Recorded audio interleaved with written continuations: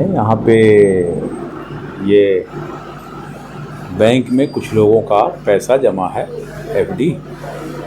वो लोग यहाँ आए हुए हैं, हमारे क्षेत्र के हैं, इसलिए मैं यहाँ पर उनके समर्थन में उनके कितने साथ। लोग हैं और कितना पैसा? वैसे तो ये बहुत बड़ी संख्या है, लगभग मुझे लगता है ये 10 करोड़ से ऊपर की राशि है।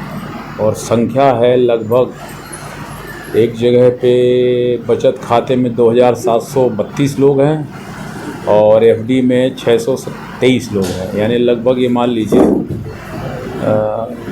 3300 3,500 के लगभग 3-3,500 के लगभग लोग हैं। और उसमें आज मेरे पास कल मैं गया था एक कार्यक्रम, तो ये लोग मुझे मिले। आज मेरे घर में आए थे लगभग 15-20 लोग। उनसे मैंने बोला कि भाई मैं ऊपर बात करता हूँ, आप लोग चलो। तो वो लोग यहाँ आए थे, मैं भी आया हूँ। बातचीत अधिकारी लोग कर रहे हैं, कोई रास्ता निकालेंगे। क्या मांग क्या है इनकी? क्या मांग? इनका ये है कि मेरा पैसा मिल जाए, क्योंकि किसी के घर में शादी है, 10-10 साल से पैसा मिल नहीं रहे। पैसा एफडी टूट करके खातों में डाल दिए, खाते में मिलेगा फिर भी नहीं मिल पाया। और इनका कहना है कि पैसा मिल जाए, जो जिनकी गलती है उनको दंडित किया जाए। लगे हैं अधिकारी, काम होगा। सुबह बैठे हैं? मैं 1 बजे आया, सुबह से बाकी पब्लिक बैठी है, सुबह से ज़रूर मैं 3 बजे से आया हूँ। यही अधिकारियों से बातचीत चल रही है। अधिकारी भी बाहर बैठे हुए हैं। आप बात कर लीजिए अधिकारी से, बात कीजिए। वो भी लगे हैं सब लोग। क्या कारण है कि मतलब बार बार ऐसी कोई त्रुटि हुई होगी। अब उस त्रुटि में हो सकता है कोई उसमें निगरानी नहीं हो पाई, इतनी बड़ी गलती हो गई।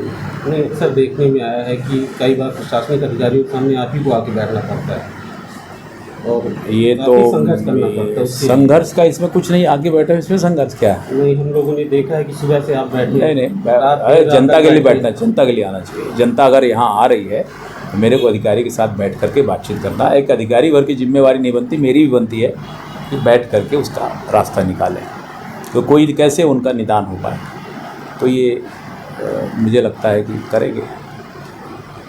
मांग लेकर बैठे हुए हैं, क्या समस्या है? नहीं, मांग लेकर नहीं बैठे हैं। माननीय विधायक जी आज दोपहर में करीब 12:30 बजे हमारे कार्यालय में आए हुए हैं, अभी भी बैठे हुए हैं। उनका ये था कि मऊगंज विधानसभा क्षेत्र में हमारी 6 पैक्स सोसाइटीज़ हैं, जिनमें जो है किसानों ने अपनी एफडी जमा कराई और सेविंग बैंक में भी उनके पैसे जमा है। वो पैसा जो है, चूँकि सोसाइटीज़ ने अपना जो जिला सहकारी केंद्रीय बैंक से केसीसी के लिए उनकी लिमिट स्वीकृत होती है, उसमें उन्होंने उस पैसे का उपयोग किया हुआ था। क्योंकि वो हायर इंटरेस्ट रेट का था, तो उन्होंने बैंक को वो पैसा वापस कर दिया था थ्रू संबंधित जो है ब्रांच के द्वारा। अब वो इस टाइम जो है सोसाइटीज़ पास चूँकि राशि नहीं है उनके खाते में वापस देने के लिए, इसलिए जो है उनका भुगतान अभी अमानतदारों का नहीं हो पाया है। इस संबंध में कलेक्टर महोदय मऊगंज द्वारा तत्कालीन आयुक्त सहकारिता को पत्र, अर्थशास्त्रीय पत्र लिखा गया था। उस पत्र के संदर्भ में आयुक्त सहकारिता द्वारा संयुक्त आयुक्त सहकारिता रीवा के अध्यक्षता में 3 मेंबर दल का गठन किया गया है। और 3 मेंबर दल को जो है गठित करके ये निर्देश दिए गए हैं कि ये जांच करके दें कि ये जो है राशि का उपयोग कहाँ हुआ है। जो राशि अमानतदारों की थी, जो अब सोसाइटीज़ के खाते में भुगतान के लिए शेष नहीं है, उनका उपयोग कहाँ पर हुआ है वो जांच करके जैसे देंगे। तो जो जैसे कि कलेक्टर महोदय मऊगंज द्वारा प्रस्तावित किया गया था कि इसके द्वारा शासन द्वारा किसी हेड के द्वारा राशि उपलब्ध कराई जाए, या जो अपने को ब्याज के जो है पेटे जो राशि मिली है उसका इस मद में उपयोग करने की अनुमति शासन द्वारा आयुक्त सहकारिता द्वारा मिल जाए, तो इन लोगों का भुगतान किया जा सकेगा। तो जांच दल द्वारा मैडम JR द्वारा जांच जो है प्रारंभ की गई है। इस संबंध में जांच पूर्ण होने में 8-10 दिन का समय लगेगा, क्योंकि खाते बहुत ज़्यादा हैं, 2,500-3 हज़ार किसानों खाते हैं। तो ये देखना पड़ेगा कि ऑथेंटिक रूप से सबकी एफडी देखनी पड़ेगी, रिकॉर्ड देखना होगा, और साथ साथ वो पैसा कहाँ जमा किया है सोसाइटी ने और क्या उपयोग उसका हुआ, इसका भी वेरिफिकेशन बिल और वाउचर से करना पड़ेगा। कितनी राशि होगी? कितनी राशि?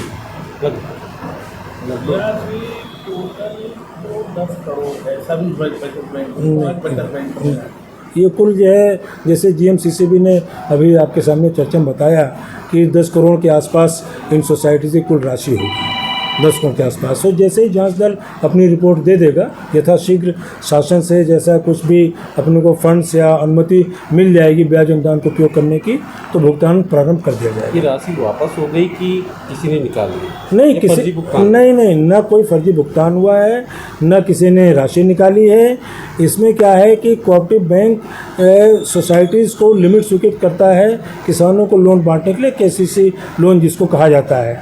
क्योंकि ये रेट ऑफ इंटरेस्ट ऊंचा होता है और एफडी का रेट कम था, तो bank as per banking norms जो है हायर इंटरेस्ट रेट अपना कम करने के लिए उन लोगों ने तत्कालीन उस टाइम उन्होंने उसका भुगतान कर दिया।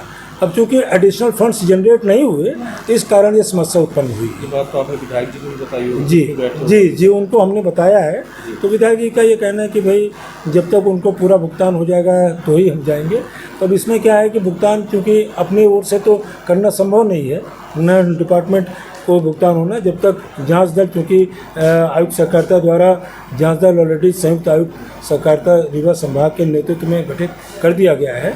उसमें स्पष्ट रूप से निर्देश दिए गए हैं। जांच दल द्वारा रिपोर्ट दी जाएगी आयुक्त सहकारिता को, वहाँ से आगामी जो है कार्रवाई होगी और इसमें भुगतान अवश्य होगा, क्योंकि कोई गबन घोटाले की स्थिति नहीं है। 9 बजे के आसपास का टाइम हो रहा है जी, आप लोग भी बैठे हैं, जी, टाइम भी हो चुका है, जी, विधायक जी बैठे हैं, जी, तो कैसे ही निपटाएंगे ये सब जो चल रहा है इसमें? नहीं, अब वो तो माननीय विधायक जी सम्मानीय विधायक हैं, जनता के प्रतिनिधि हैं।